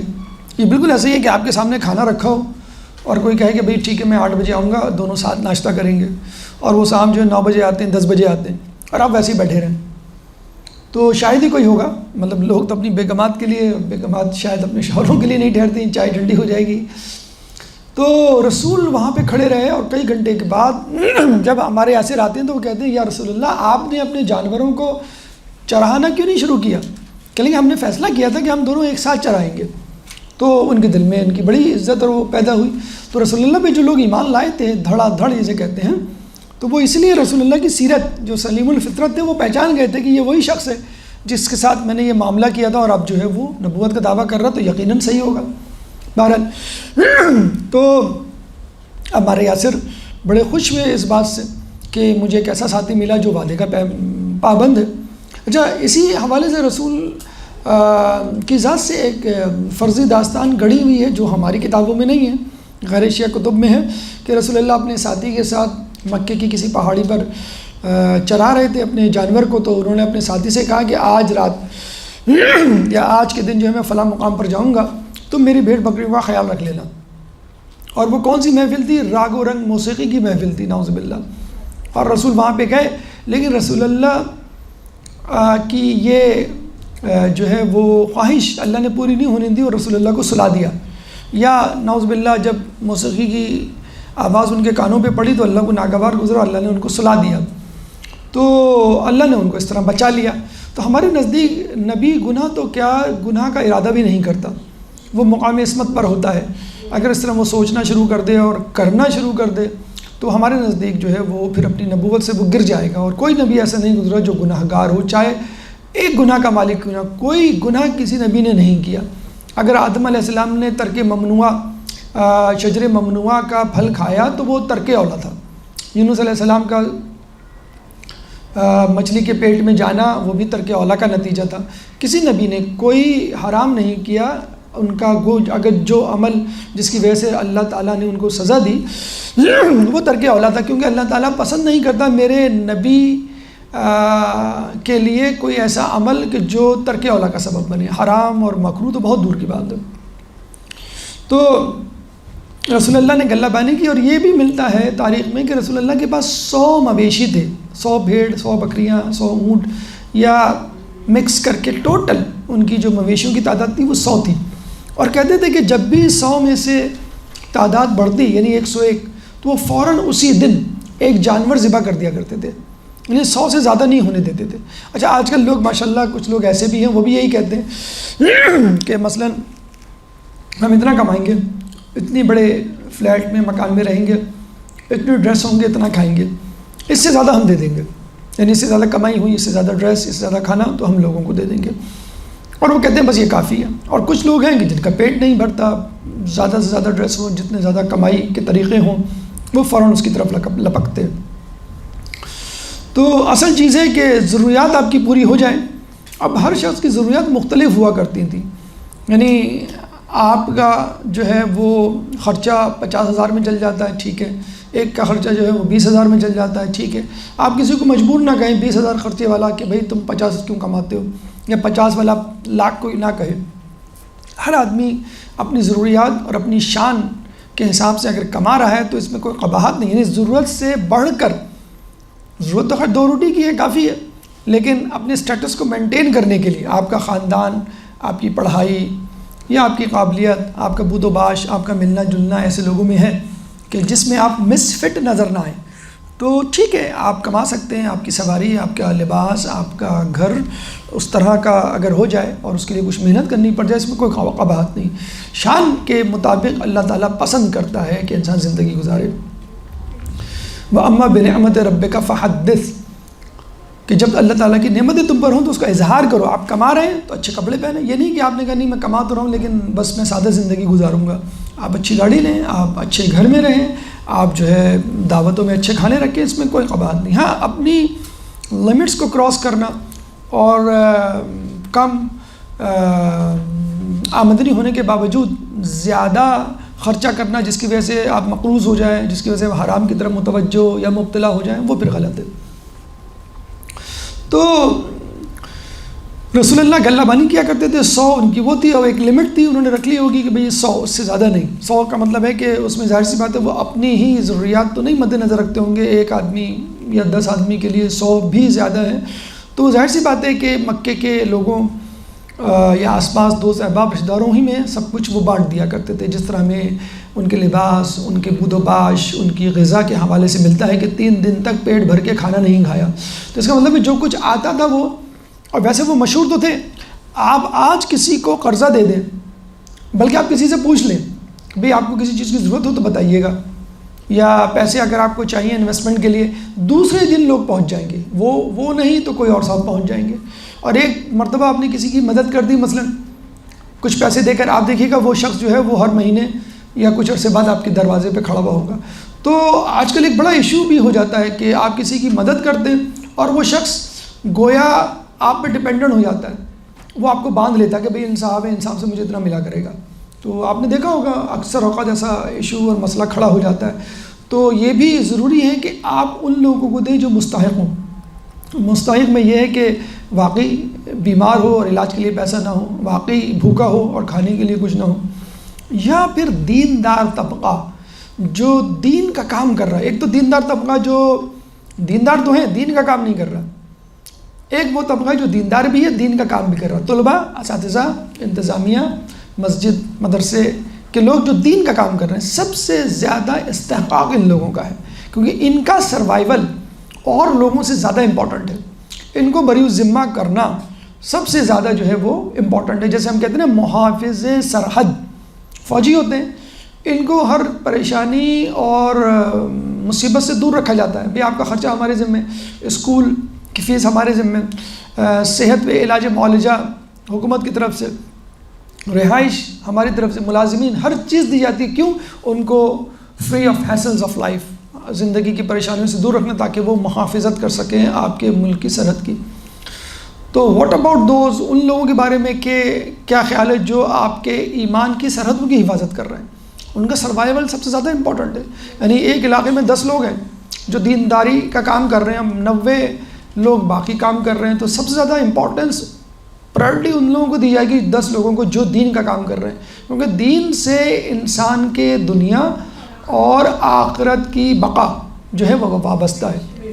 بہرحال تو 100 اونٹ 100 مویشی ان کے پاس ہوتے تھے، جب بھی وہ ایکسیڈ کرتے وہ فوراً ذبح کر دیا کرتے۔ تو یہ بھی ایک طریقہ کار ہے، اگر آپ ذہن میں رکھ لیں کہ بھئی ہمیں ہفتے میں اتنا پکانا ہے اور اتنے دن گوشت کھائیں گے ہم، یا اتنے لباس ہونے چاہیے، یا اتنی غذا ہونی چاہیے، یا اتنا فرنیچر اس قسم، اور اتنی مالیت کا موبائل۔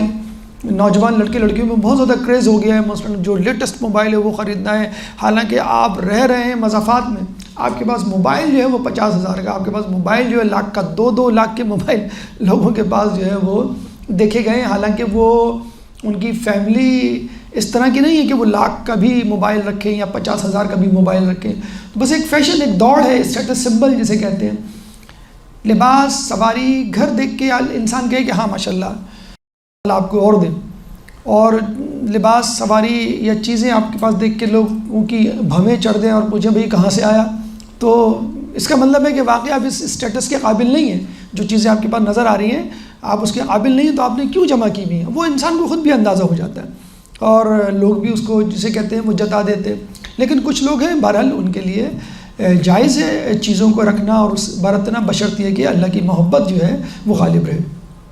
تو یہ غلہ بانی یا بکریاں چرانے کے حوالے سے گفتگو ہوئی، اس کا ایک اپنا فائدہ ہے، ایک ٹریننگ ہے۔ ویسے تو کہا جاتا ہے کہ رسول یا نبی اللہ کی طرف سے ٹرینڈ ہوتا ہے، یعنی تربیت یافتہ ہوتا ہے، اس کو ضرورت نہیں ہوتی کہ وہ کسی انسان سے سیکھے۔ جب انسان سے نہیں سیکھنا تو وہ جانور سے کیوں سیکھے گا؟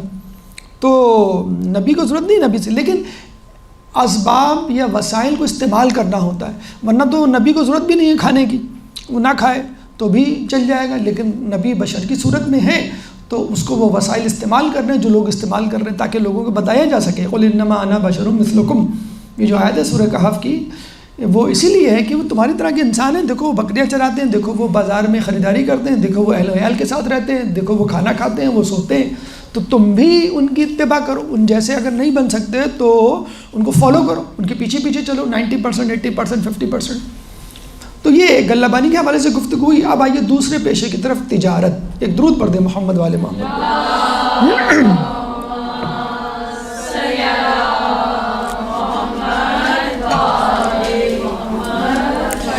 تجارت کی جسے کہتے ہیں کہ اگر ہم گفتگو کریں اور اس کے بیک گراؤنڈ میں جائیں تو بیسیکلی اگر آپ کہیں رسول اللہ کے خاندان کا خاندانی پیشہ یا ترہ امتیاز کریکٹرسٹک فیچر، یعنی دینداری، لوگوں کی مدد سے ہٹ کر، تو وہ تجارت تھا بیسیکلی۔ سورہ قریش آپ نے پڑھی ہوگی، لإلاف قریش إیلافہم رحلۃ الشتاء والصیف، جس میں تذکرہ کیا گیا ہے کہ قریش جو ہے وہ سفر کیا کرتے تھے سردیوں میں اور گرمیوں میں۔ سردیوں میں وہ جاتے تھے یمن، دسمبر جنوری کا مہینہ یمن، کیونکہ وہ گرم ترین علاقہ تھا، تو وہاں جو ہے وہ سردیاں اتنی نہیں تھیں، جیسے کوئی کینیڈا سے پاکستان آ جاتا ہے جون جولائی میں، سوری جون جولائی میں نہیں، دسمبر جنوری میں، تو اس کے لیے یہاں کی سردی کینیڈا کی گرمی ہوگی، اور گرمیوں میں یہ لوگ چلے جاتے تھے شام، یعنی کوئی عرب علاقے کا شخص جو ہے وہ ایسی جگہ چلے جائے جہاں پر بہت زیادہ گرمی نہ ہو. جیسے کینیڈا ہے، وہاں جون جولائی میں آپ چلے جائیں تو وہ وہاں کی 26 ڈگری ہوتی ہے گرمی، جو آپ کا اے سی کا ٹیمپریچر ہوتا ہے آپ رکھتے ہیں اپنے گھروں میں. تو گرمیوں میں وہ جاتے تھے شام، ٹھیک ہے، کیونکہ ٹھنڈا علاقہ تھا، اور سردیوں میں جاتے تھے وہ یمن، کیونکہ وہ گرم علاقہ تھا. تو جنوری اور دسمبر بہت اچھا موسم ہوا کرتا تھا. تو عربوں میں، مکے والوں میں صاحب ایلاف، سفر کرنے والے 4 لوگ تھے. نمبر 1 بنی ہاشم کے سردار جناب ہاشم، جو گئے تھے شام، اور شام کے بادشاہ سے ایک ایگریمنٹ کر کے آئے تھے کہ ہمارے اور آپ کے درمیان تجارت ہوا کرے گی. اور پھر جو ہے وہ تجارت ہوئی، بلکہ بہت مشہور واقعہ ہے. ان کا نام ہاشم پڑا ہی اسی لیے تھا. ہاشم کا مطلب ہوتا ہے، ہاشم نکلا حشم سے، ٹکڑے کرنے والا. تو یہ گئے تھے وہاں پر شام. قحط جب تھا مکے میں تو گندم لے کر آئے، اس کی روٹیاں پکائیں اور اس کو پھر ٹکڑے ٹکڑے کیا، اور پھر اس کو سالن میں ڈبویا، اور سالن میں ڈبو کے لوگوں کو کھلایا، مکے والوں کو. سرید کہتے ہیں عربی میں، سے آتا ہے. شاید آپ کی نانی دادی جانتی ہوں گی، نہاری یا دال میں روٹی کے ٹکڑے ڈال کے لوگ ابھی بھی پرانے زمانے کے لوگ کھاتے ہیں. تو سرید، ہاشم ٹکڑے کرنا، ہاشم ٹکڑے کرنے والا. تو جناب ہاشم نے ایگریمنٹ کیا تھا کس سے؟ شام کے حکمران سے، اور اس کا بہت بڑا فائدہ ہوا جسے کہتے ہیں. ہمارے یہاں تو حکمران سالوں میں جا کے کوئی ایگریمنٹ کر پاتے ہیں مضبوط پائیدار قسم کا، جس سے عوام کو کوئی فائدہ ہو. نمبر 2 عبد الشمس، رسول اللہ کے اجداد میں سے یہ گئے تھے حبشہ. انہوں نے حبشہ کے بادشاہ سے ایگریمنٹ کیا تھا، وہاں کا راستہ کھولا اور وہاں آنا جانا لوگوں نے شروع کیا. اس کے بعد مطلب، رسول اللہ کے اجداد میں سے جنہوں نے یمن سے ایگریمنٹ کیا، یمن کے بادشاہ سے. چوتھے تھے مناف، جنہوں نے ایران کے بادشاہ کسریٰ سے ایگریمنٹ کیا. تو یہ 4 افراد تھے جنہوں نے ایگریمنٹ کیے تھے شام، حبشہ، یمن اور ایران کے بادشاہ کسریٰ سے. جناب ہاشم، عبد الشمس، مطلب اور مناف.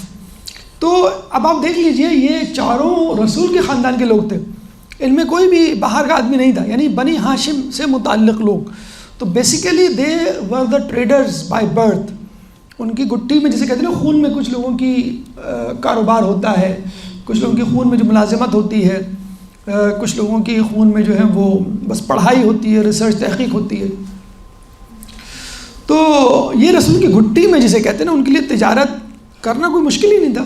اچھا، جب بچے تھے تو اپنے چچا ابو طالب کے ساتھ جایا کرتے تھے، وہ ان کو ٹپس دیا کرتے تھے، بتایا کرتے تھے کہ تجارت کیسے کرتے ہیں، اپرینٹسشپ، ہاؤس جاب یا جو بھی کہہ لیں آپ. تو آپ کو یاد ہوگا پہلا جو سفر تھا شام کی طرف، بحیرہ جو راہب ملا تھا، جس نے رسول کو دیکھ کر فوراً پہچان لیا تھا اور ابو طالب کو بلا کر کہا تھا کہ یہ شخص جو ہے وہ بچہ نبی بننے جا رہا ہے. اور پھر ٹیسٹ کے خاطر رسول اللہ سے الگ سے جا کے کہا بھی تھا کہ میں تم سے کچھ سوال پوچھ رہا ہوں، لات و عزیٰ کی قسم کھا کر بتلاؤ ان سوالات کے جوابات. تو رسول نے کہا میں لات و عزیٰ کی قسم تو کبھی نہیں کھا سکتا، کہ یہ نفرت آمیز شخصیات یا بت تھے جن کی وہ پوجا کیا کرتے تھے.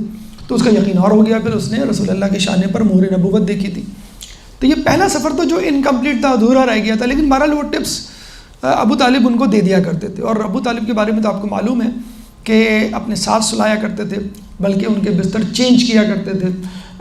جب سب سو جایا کرتے تھے تو رسول اللہ کو اٹھایا کرتے تھے خاموشی سے، اور علی کو رسول کی جگہ پہ سلایا کرتے تھے، اور رسول کو علی کی جگہ پہ سلایا کرتے تھے خاموشی سے.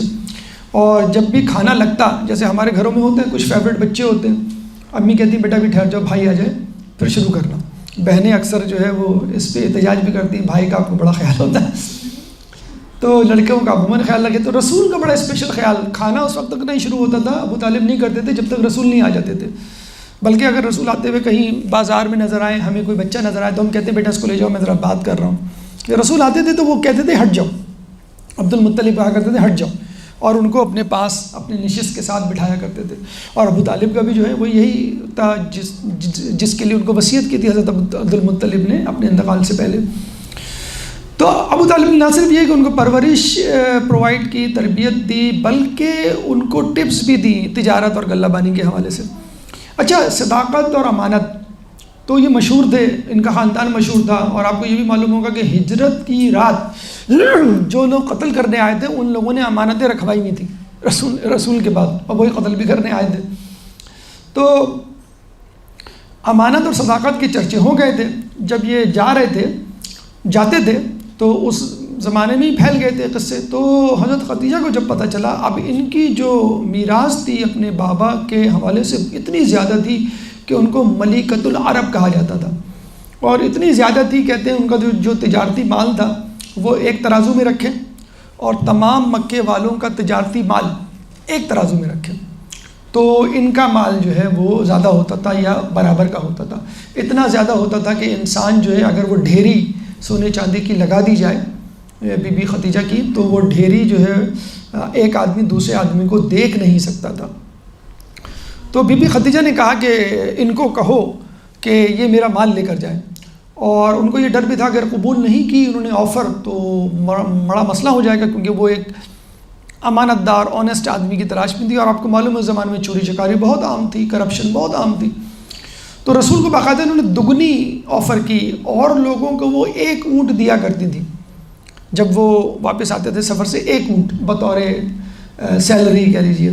تو رسول اللہ کو کہا کہ میں آپ کو 2 اونٹ دوں گی، دگنا دوں گی۔ تو رسول اللہ راضی ہو گئے۔ ابو طالب، کچھ لوگ کہتے ہیں کہ ابو طالب نے خود رسول سے کہا کہ تم کہو تو میں بات کروں خدیجہ سے، ان کا مال جاتا ہے، تم لے کر مال جاؤ، کیونکہ رسول بہرحال ماشاءاللہ سیکھ چکے تھے، ساری ٹپس ساری ٹریننگ ان کو ہو چکی تھی۔ اور کچھ روایت میں کہ حضرت جناب خدیجہ نے خود اپروچ کیا کسی کے تھرو، چچا کے تھرو، ورقہ بن نوفل کے تھرو، کہ وہ ابو طالب سے آ کے بات کرے۔ اچھا، جب یہ لے کے گئے تو 2 قسم کے واقعات ہمارے ذہن میں آتے ہیں، ہم پڑھتے ہیں، ایک تو معجزات اور ایک معاملات۔ دیکھیں، معجزات تو آپ کہہ سکتے ہیں بھائی وہ نبی تھے، تو جو دوسرے قافلے والے تھے، تاجر تھے، وہ تو مجبور تھے، وہ کیسے ان معجزات کا مظاہرہ کرتے ہیں۔ مثلاً وہ گزر رہے ہیں تو درخت جھک جا رہا ہے، جس درخت پہ ٹیک لگا کے بیٹھ رہے ہیں وہ درخت ہرا بھرا ہو جاتا ہے۔ دیکھیے وہی بات ہوگی معاشی خوشحالی، رسول، امام، اللہ کے منتخب نمائندے آپ کو دین تو دیں گے، آخرت تو دیں گے، دنیا بھی دیتے ہیں، لیکن ہم بس مانتے نہیں ان کی بات۔ اچھا، سواری پہ بیٹھتے تو وہ سواری تیز چلنے لگتی، پورا قافلہ تیز چلنے لگتا، لوگ 2 دن میں سفر کرتے، یہ 1 دن میں پہنچ جاتے۔ پھر ان کے اوپر 2 فرشتے سایہ فگن رہتے ہیں، جن کو تو خود جناب خدیجہ نے دیکھا تھا جب وہ آئے تھے۔ کہتے ہیں جب وہ آئے تھے اور جناب خدیجہ سے بات کی تو جناب خدیجہ نے کہا کہ وہ میسرہ کہاں گیا میرا غلام؟ انہوں نے کہا وہ پیچھے آ رہا ہے، کہ آپ ان کے ساتھ آئیں۔ تو پڑھنے والا اور دیکھنے والا تو سمجھتا ہے یہ تھوڑی سی توہین ہو گئی کہ ایک رسول آئے ہیں پھر آپ یہاں دوبارہ آئیں، مطلب جیسے باس ہو اپنے ملازم کو کہہ رہا آئیں آپ دوبارہ آئیں۔ تو رسول گئے، وہ دوبارہ آئے۔ کہتے ہیں خدیجہ دیکھنا چاہتی تھی اس منظر کو دوبارہ، کہ جب وہ آ رہے تھے تو فرشتے ان پہ سایہ فکن تھے، پروں سے اپنا سایہ کیے ہوئے تھے، وہ اس منظر کو دوبارہ دیکھنا چاہتی تھی۔ تو انہوں نے جب دیکھا تو ان کو اور یقین ہو گیا۔ پھر میسرہ نے آ کے تمام ڈیٹیل، تمام معجزات جو ہیں وہ بتائے۔ لیکن جو سب سے اہم چیز ہے نبوت کی معجزات سے ہٹ کر، جو ہمارے لیے جیسے کہتے ہیں نا کہ قابل تقلید، قابل اتباع ہے، وہ یہ ہے کہ ان کی آنیسٹی، ایمانداری۔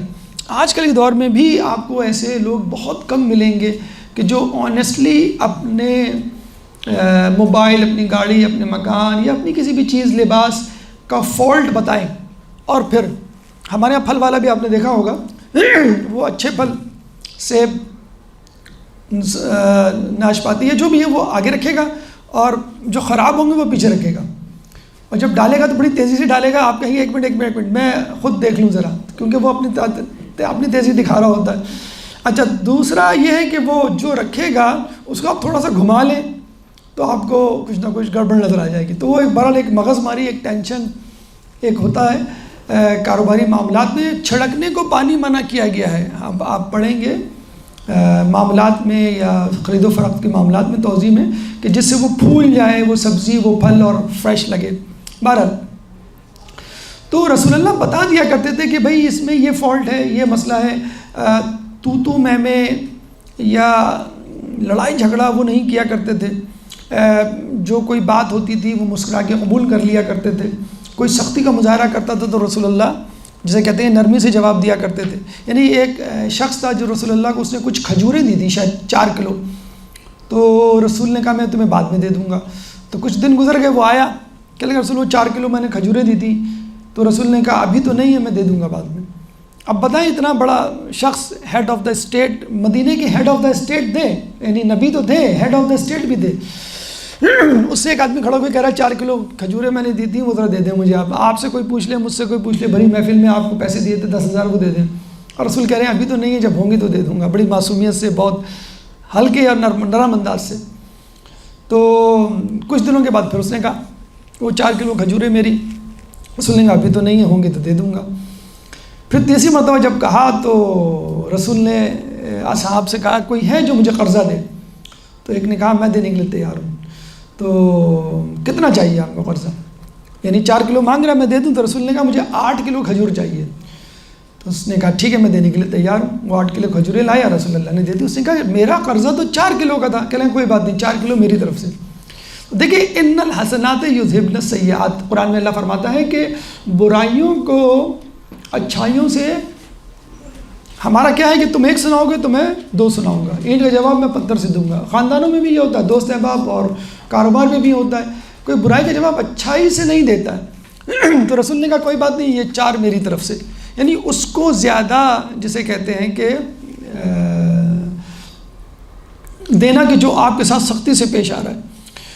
تو رسول اللہ بتا دیا کرتے تھے اس میں یہ فالٹ ہے. اور وہ لوگ گھور گھور کے دیکھا کرتے ہیں بھائی تم کون ہو، کوئی نئے آئے ہو، تم کیا مسئلہ ہے، تم تو الٹا بتا رہے ہو. اور ان کے جو قافلے والے تھے وہ پریشان رسول سے، بھیا اس طرح اگر آپ بتائیں گے تو کون قبول کرے گا.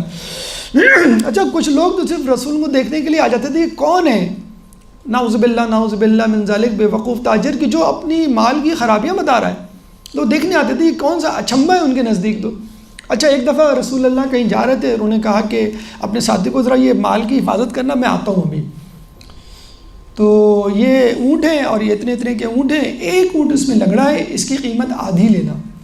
اب یہ رسول چلے گئے، اب واپس آئے تو سارے اونٹ غائب، بک گئے سارے. انہوں نے کہا پیسے کہنے پیسے اتنے، کہہ لیں گے وہ جو لنگڑا اونٹ تھا اس نے کہا کہ او رسول میں محمد میں بتانا بھول گیا، وہ میں نے ایسے ہی دے دیا اس کو. اب رسول دیوانہ وار بھاگے اس شخص کو ڈھونڈتے ہوئے اور اس تک پہنچے اور اس کو کہا کہ بھئی معافی چاہتا ہوں، آپ کے پاس ایک لنگڑا اونٹ آ گیا، اس کے یہ پیسے. تو رسول نے آدھے پیسے واپس کیے اور وہ حیران و پریشان. اب اس نے جا کے تمام قبیلے والوں کو بتا دیا کہ بھئی یہ پہلی مرتبہ ہوا ہے تاریخ میں، عرب سے کوئی قافلہ آیا ہے، اس نے الٹا پیسے لینے کے واپس کر دی، یہ کہہ کے بھی اس میں لنگڑا اونٹ ہے. تو رسول کی جسے کہتے ہیں دھوم مچ جایا کرتی تھی، لوگوں کے مال بکتے ہی نہیں تھے کہ اس میں کچھ نہ کچھ گڑبڑ ہوگی، کیونکہ ہر کوئی کہتا ہے میرا مال صحیح ہے. یہ شخص بتا دیتا ہے کہ اس مال میں یہ گڑبڑی ہے مسئلہ. تو کہتے ہیں کہ جس طرح راہب بحیرہ نے پہچان لیا تھا ابو طالب کے جب یہ ساتھ تھے، تو شام میں ایک راہب تھا نستورہ، نون سین تو واو رے الف، نستورہ، اس نے بھی دیکھ کے پہچان لیا تھا کہ تم نبی ہو. اچھا وہ کہیں سے گزرا تو اس نے پھر ان کی سچائی کے چرچے سنے. اور پھر یہ بھی کہتے ہیں کہ کوئی شخص رسول سے کہہ رہا تھا کہ تم لات و عزیٰ کی قسم کھاؤ، یعنی بت کی قسم کھاؤ تو ہم مان لیں گے تمہاری بات سچ ہے. تو رسول نے کہا میں لات و عزیٰ کی قسم تو کبھی بھی نہیں کھاؤں گا. تو اس شخص نے کہا مجھے یقین ہے کہ تم ہی وہ ہو کہ جن کے بارے میں ہماری کتابوں میں مرقوم ہے، اور تم ہی نبی بنو گے، کیونکہ وہ دیانتدار بھی تھے اور لات و عزیٰ کی قسم بھی نہیں کھاتے تھے. تو معجزات اپنی جگہ، آپ کو کوئی معجزات کا حامل ہونے کے لیے نہیں کہہ رہا کہ آپ جب تک ان معجزات کے حامل نہیں ہوں گے کامیاب نہیں ہوں گے، رسول کی امتی نہیں کہلائیں گے. آپ کو کہا جا رہا ہے دیانتداری کرنے کا جو رسول اللہ نے انجام دی. آج کوئی ایک دکاندار آپ کو نہیں ملے گا، اور تھوڑا سا بھی ایماندار تاجر یا دکاندار مل جائے تو آپ اس کی دکان نہیں بھولتے. کبھی یہ آنیسٹ ہے، یہ جو ہے ہمیں بتلا دیتا ہے کہ کیا صحیح ہے کیا غلط ہے، کس مال میں خرابی ہے اور کتنے کا ہونا چاہیے. امام زمانہ کا جو ہم پڑھتے ہیں واقعہ تالے والے کا، اللہم صلی علی